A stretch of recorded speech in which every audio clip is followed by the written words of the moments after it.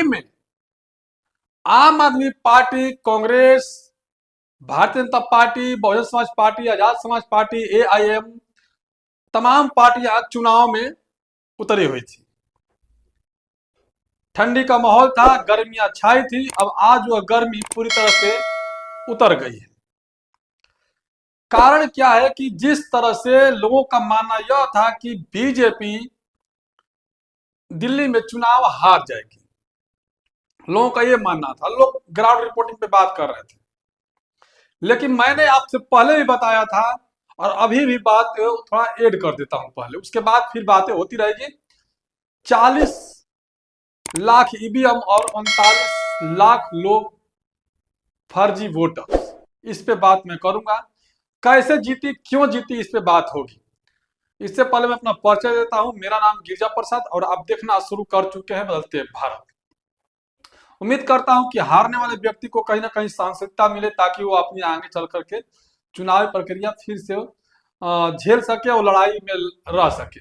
किसी भी पार्टी को एक तरफा नहीं होनी चाहिए, हार जीत अपनी जगह पे है। लेकिन क्या दिल्ली में Bahujan Samaj party, Congress, Azad Samaj party, India गठबंधन, एनडीए गठबंधन यानी कांग्रेस, तमाम लोगों ने अपनी भी चुनावी संगठन कर रहे थे, जिस दौरान लोगों को यह मानना था कि इस बार कांग्रेस आएगी, जिस तरह से लोग दिखा रहे थे, बहुजन मीडिया भी दिखा रहा था। लेकिन नतीजा कुछ अलग ही आ गया। लोगों का मानना यह है, कुछ सोशल एक्टिविस्ट जो है बहुत गंभीर बातें लेकर आ रहे हैं कि जब बीजेपी इतनी जीत के बावजूद हर राज्य में उसका सरकार है, फिर भी वो गठबंधन करके चुनाव लड़ रही है सभी से। जैसे मैं बता दूं कि बिहार के नीतीश कुमार से और चिराग पासवान को जो दिल्ली में दिया गया था, वो भी एक एक सीट निकाले हैं और जेडीयू को गठबंधन एक एक सीट दिया गया था। लेकिन क्या कांग्रेस ये काम नहीं कर सकती थी? क्या बहुजन समाज पार्टी ये काम नहीं कर सकती थी? आखिर वजह क्या है,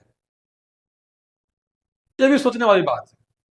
आजाद समाज पार्टी भी कर सकते थे, असदुद्दीन ओवैसी भी कर सकते थे, लेकिन लोगों ने गठबंधन नहीं किया। न आम आदमी पार्टी ने गठबंधन किया, चुनाव लड़ते गए और आज सामना यह हुआ कि बीजेपी पूरी तरह से वहां पर जीत गई। तो क्या वाकई में बीजेपी को जनता ने जिताया? यह सोचने वाली बात होगी। तो मैं आपसे पहले भी कहा, लेकिन इस बार बता देता हूं कि जो 40 लाख ईवीएम और 40 लाख फर्जी वोटर्स यानी 39 लाख फर्जी वोटर्स घूम रहे हैं मार्केट, केवल बीजेपी के लिए काम कर रहे हैं। अब मैं बता दूं कौन कौन लोग हैं, क्यों कर रहे हैं। तो आरएसएस से जितने लोग हैं और आरएसएस के जो आईटी सेल, बीजेपी का जो आईटी सेल है, दोनों वो आईटी सेल बीजेपी के लिए काम करती है और उन्हें पैसा, मोटी रकम दी जाती है, सैलरी दी जाती है। और वह 40 लाख लोग, जो माफ कीजिएगा 39 लाख लोग जो आईटी सेल के रूप में काम करते हैं हर जिला में, हर राज्य में, वह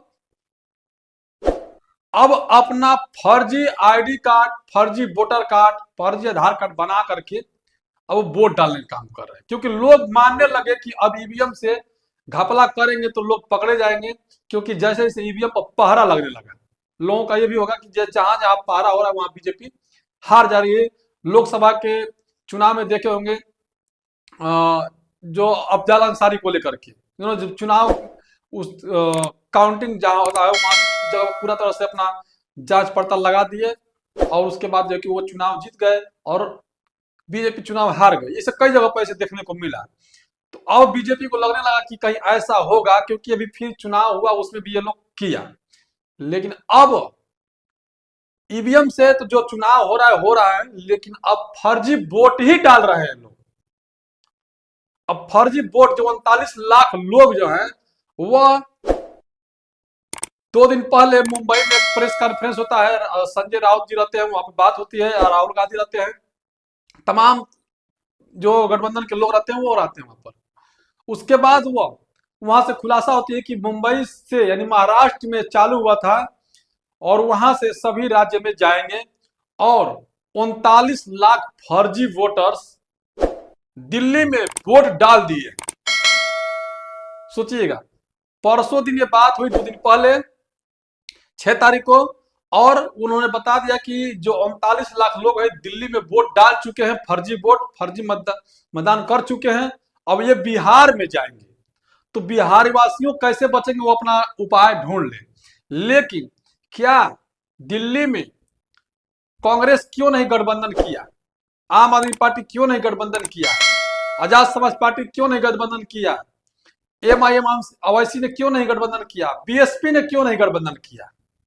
एक पल मान लो बीएसपी शुरू से अलग है, लेकिन कांग्रेस के जो इंडिया गठबंधन है क्यों नहीं वो गठबंधन किया, क्यों अलग अलग चुनाव लड़ने लगे? यानी ये लोग सब के सब जो आरएसएस के जो लोग हैं, बीजेपी में हो या कांग्रेस में हो चाहे आम आदमी पार्टी में हो, ये तमाम लोग चाहते थे कि बीजेपी ही चुनाव जीते और बीजेपी को जिताया गया। एक तो 39 लाख फर्जी वोटर्स, ऊपर से जितने भी आरएसएस के लोग थे चाहे आम आदमी पार्टी में चाहे कांग्रेस में, उन्होंने साफ गठबंधन करने से इनकार कर दिया और जो है कि बीजेपी को जिताने में सहयोग किया, जिसका आप लोग नतीजा देख रहे होंगे, दिल्ली में चुनाव जीत चुकी है। लेकिन ये खबर बिहार के लिए बड़ी घातक साबित होगा। अगर कहीं बीजेपी को हराने के लिए इंडिया गठबंधन बिहार में नहीं गठबंधन करता है तो ये फिर एक बार बीजेपी की सरकार पूर्ण बहुमत से बन जाएगी बिहार में, ये लोगों का मानना है। क्योंकि पिछले दिनों तेजस्वी यादव ने कहा कि गठबंधन 2024 के लिए था, आम चुनाव के लिए नहीं बल्कि लोकसभा चुनाव के लिए था। और वो गठबंधन की तरफ से कहूं तो एक तरफ से गठबंधन टूट चुका है बिहार में भी, आरजेडी और कांग्रेस से। तो लोग अब इस बात से जब ये होगा कि जब गठबंधन टूट गया है तो क्या अब बीजेपी की खाता वहां भी खुलने जा रहा है। अब ये बचाना तय है लालू यादव को, नीतीश कुमार को। बेशक नीतीश कुमार बीजेपी में है लेकिन वो कभी नहीं चाहेंगे कि बीजेपी यहां मजबूत हो। ये बचाना पड़ेगा मायावती जी को बिहार को। अगर बिहार से ही गुजर के फिर आएगा उत्तर प्रदेश तो बीएसपी का कहीं ना कहीं खराब प्रदर्शन हो सकता है यदि बिहार में बीजेपी जीत गई तो। लालू यादव को मानना है कि लालू यादव जी अगर बीएसपी से गठबंधन, आजाद समाज पार्टी है, बीएसपी है, अगर इस दोनों में से एक पार्टी से किसी से गठबंधन कर लेते हैं तो दलित वोट जो है, शेड्यूल कास्ट का वोट एक मुश्त पड़ जाएगा आरजेडी को। और आरजेडी को मुस्लिम समाज का जो गठबंधन अगर कांग्रेस करती है तो ठीक है, नहीं करती है तो अगर बीएसपी और आरजेडी और एक जो सहानी की पार्टी है और एक दो पार्टियां हैं जो उनसे गठबंधन कर लेना चाहिए। उसके बाद गठबंधन करके ये चुनाव आराम से जीत सकते हैं। तो ये दिल्ली की हार से बिहार में कहीं ना कहीं बौखलाहट हुई है, जिसको लेकर के काफी अब चिंतन मनन अभी से चालू हो गया। आज रिजल्ट आया और आज के बाद जो है कि बिहार में सरगर्मियां चालू हो गया चुनाव को लेकर के। बिहार के जो 39 लाख वोटर्स हैं, संजय राउत की जो बातें हैं वो वाकई में सत्य है, तो बिहार का भी बीजेपी जीत जाएगी अगर ये नतीजा रहा तो। बाकी लालू यादव अगर चाहेंगे बिहार में तो बीएसपी से गठबंधन करके और छोटी छोटी दलों से गठबंधन करके बीजेपी को निपटाने में सहयोग कर सकते हैं, नहीं तो फिर वही हाल होगी बीजेपी का जो दिल्ली में हुआ था वही आरजेडी का होगा बिहार में। बाकी आप लोग कैसे देखते हैं कमेंट में जरूर बताइएगा। बदलते भारत से पहली बार है तो चैनल को सब्सक्राइब कीजिए, लाइक कीजिए, वीडियो को ज्यादा हो तो शेयर